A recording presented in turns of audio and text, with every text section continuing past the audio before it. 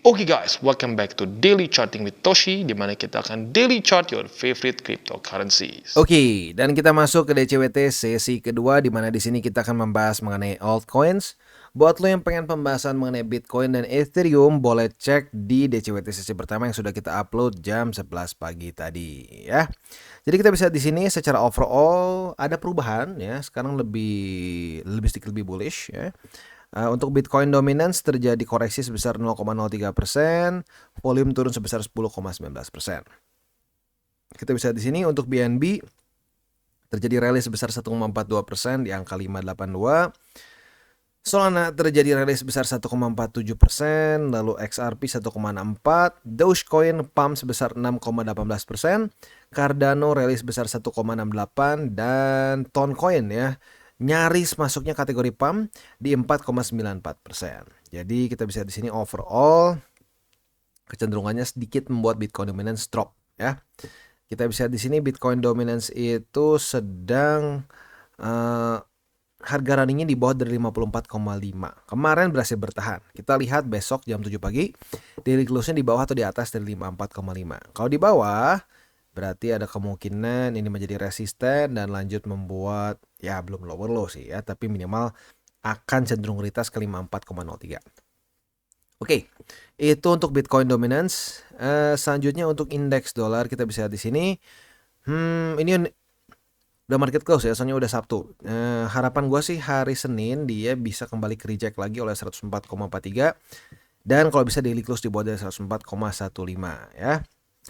Sekali lagi harapan kita adalah indeks dolar yang melemah secara general ya, karena lagi-lagi kita pairnya ini semua against USD ya, dan kita ingin ya kalau ini di-quote dalam satu currency tertentu ya, kita ingin currency ini lebih lemah untuk bisa membantu peningkatan dari si aset ini yang lebih mudah gitu ya.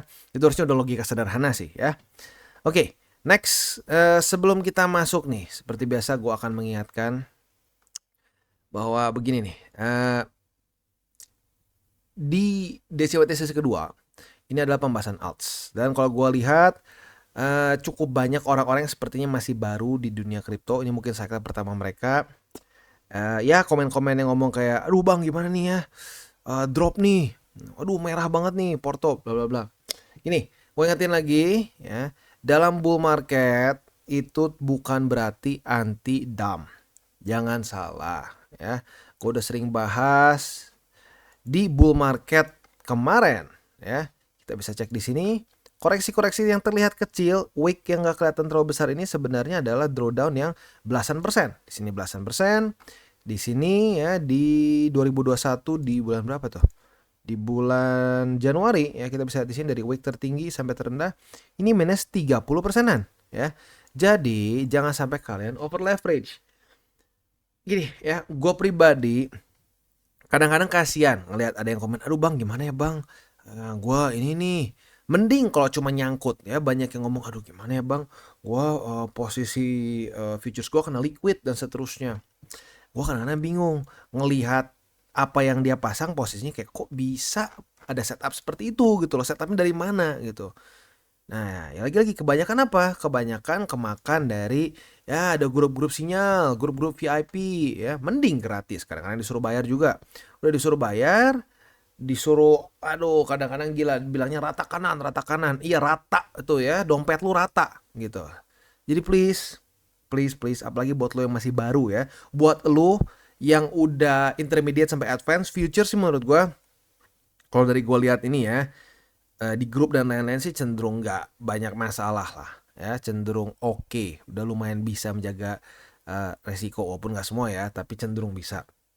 Tapi buat lo yang masih newbie, ini lo pertama kali ya melakukan trade di dunia kripto, jangan langsung loncat ke futures ya. Kemarin kan udah ada berita yang lumayan viral lah di dunia kripto ya. Waduh, pakai duit mamahnya ya, oh sampai kena liquid dan seterusnya. Ini kayak cerita lama gitu ya, sering kali terjadi. Please jangan pakai uang panas ya, itu udah kayak super duper haram lah menurut gua ya. Pakai uang panas, over leverage, apalagi berpikirnya pendek begitu. Banyak yang kayak sekarang tuh, lihat nih, gua sehari bisa profit 20%. Iya, sehari itu 20%, besoknya minus berapa gitu loh. Ya. Pokoknya kalau time frame berpikir lu pendek, possibility lu untuk loss tuh jauh lebih gampang. ya, jauh lebih gampang, dan ironisnya akan udah kayak apa ya, udah kayak sedikit destined to loss gitu loh, karena lu punya mindsetnya aneh gitu loh. Sehari harus 20%. Jadi misalkan lu udah profit 5 berapa persen, which is itu very big gitu ya, dalam sehari bisa 5%, lu masih belum puas. Target TP digeser-geser, SL digeser-geser, ujung-ujungnya apa? Ya, liquid lagi. Jadi please ya, please buat lo yang masih baru, akumulasi dulu lah. Akumulasi spot jangka panjang ya. Udah gitu, pelan-pelan kalau udah terbiasa baru futures. Jangan main loncat-loncat berpikir bahwa wah rugi kalau nggak pakai leverage, ya nggak bisa dikali berapa X. Jangan lupa, itu leverage itu berlaku dua arah ya. Lu lebih cepet boncos, lebih cepet cuan. Orang berpikirnya yang penting lebih cepet cuan, ujung-ujungnya banyaknya boncos ya. Please, hati-hati. Next, kita akan langsung masuk ke roster. Sebelum kita masuk ke rosternya, kita akan umumkan dulu Matic, Cardano, Solana, Render, dan ini bukan Phantom, harusnya BCH ya. Banyak request Bitcoin Cash ya. Kemungkinan besar karena ya kemarin baru rally ya. Di sini ngepump 12% ya.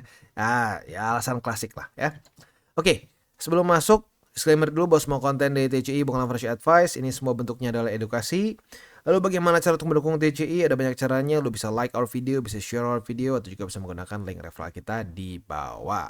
Nah sekarang kita akan dengar dulu pesan-pesan dari sponsor kita pada hari ini. Oke, today's video is brought to you by Coinex. Dimana Coinex ini salah satu exchanger yang menurut gue cocok banget untuk newbie sampai ke advance. Buat para newbies, lu bisa menggunakan swap. Ya, swap ini buat orang-orang yang mungkin, bang, gue mau DCA murni, gue pusing, udah pernah cobain TA ya dan seterusnya, nggak ngerti-ngerti gitu ya. Tapi gue nggak mau ketinggalan momentum cycle ini. Lu bisa tinggal, misalkan lu pengen akumulasi Bitcoin dari USDT, lu bisa misalkan ke BTC, lu tinggal masukin aja berapa. Misalkan lu pengen seminggu sekali $100 gitu ya, lu tinggal masukin $100. Voila, ya tinggal swap, as easy as that. Itu buat yang newbies. Tetapi buat yang intermediate sampai advance seperti spot, margin trading, dan juga futures, di sini semua lengkap ya. Di sini untuk futures marketnya sendiri kita bisa lihat ya, ada USDT dan USDC ya. Jadi buat lu para pengguna USDC yang mungkin jujurnya sedikit kayak anak tiri ya, di mana-mana pakai USDT ada, di sini ada juga USDC.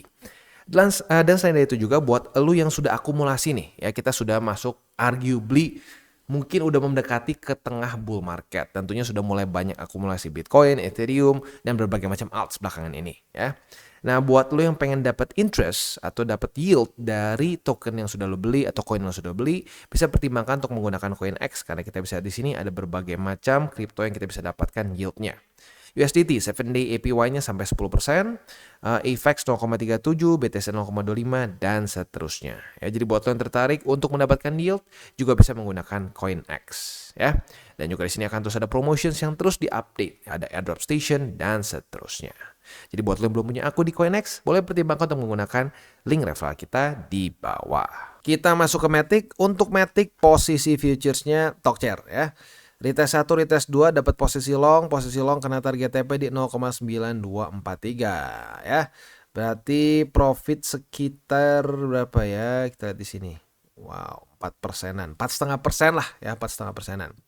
Posisi shortnya gimana? Posisi shortnya juga kena target TP ya. Jadi ya 4,5% ke atas, 4,5% ke bawah ya.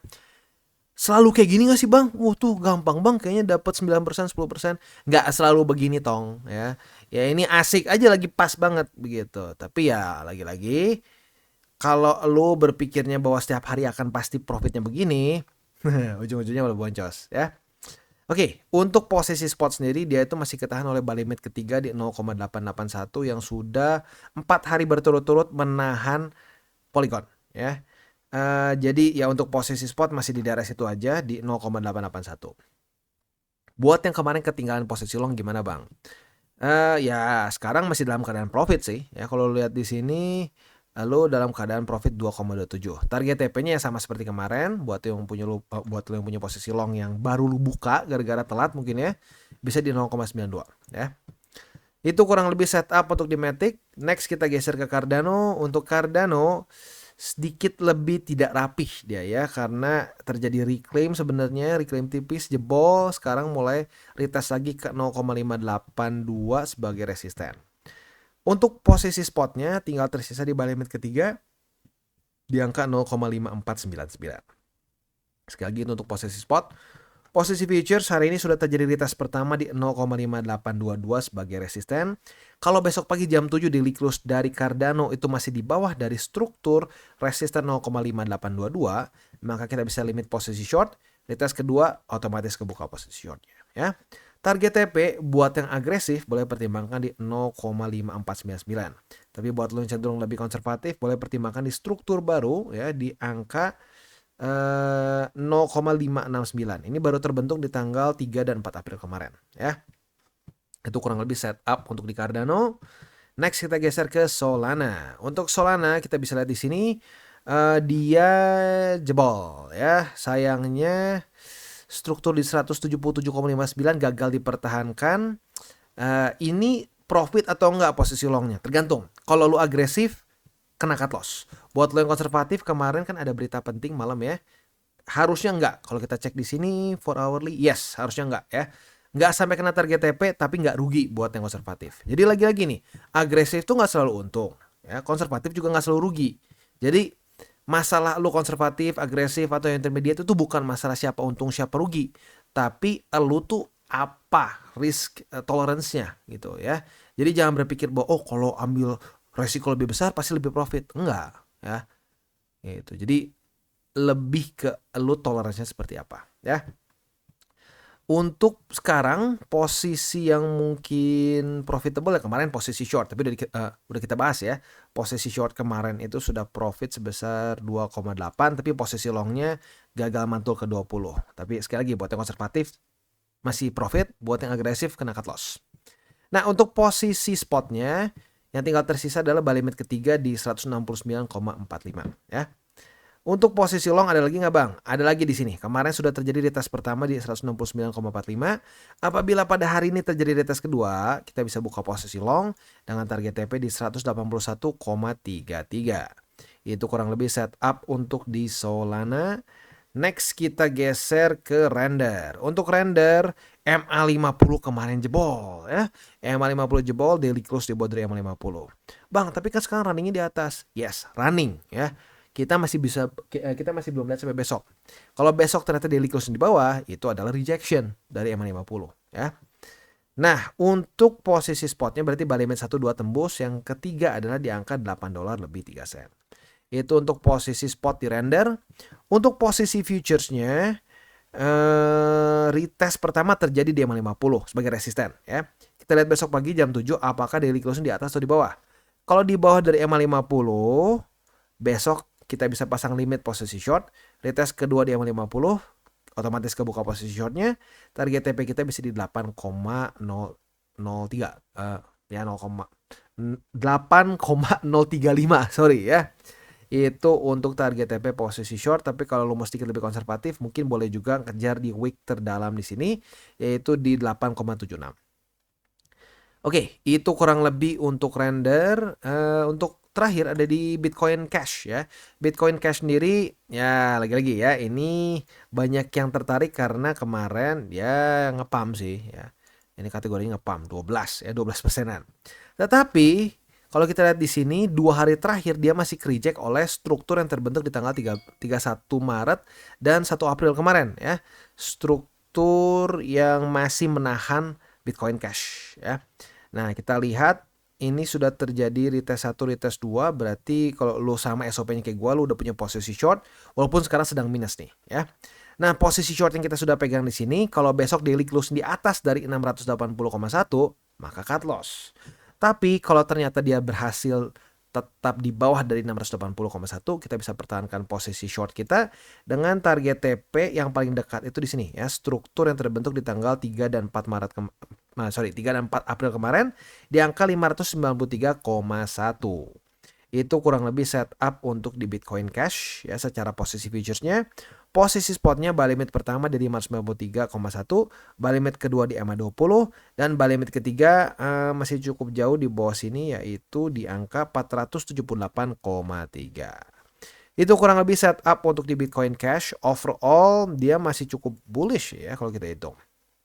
Tapi lagi-lagi kalau gue pribadi sih Bitcoin Cash lebih mungkin ke jangka pendek aja ya atau jangka menengah lah, karena kalau menurut gue Dia itu direct competitor dari Bitcoin dan arguably dari ini kan literally dari cycle-cycle awal ya Bitcoin Cash ini cenderung ke outperform oleh BTC. Jadi kalau gue sih lebih baik kalau jangka panjang ya, lebih baik akumulasinya ke layer 2 mungkin ya, ke layer 2 seperti Arbitrum, Optimism dan lain-lain.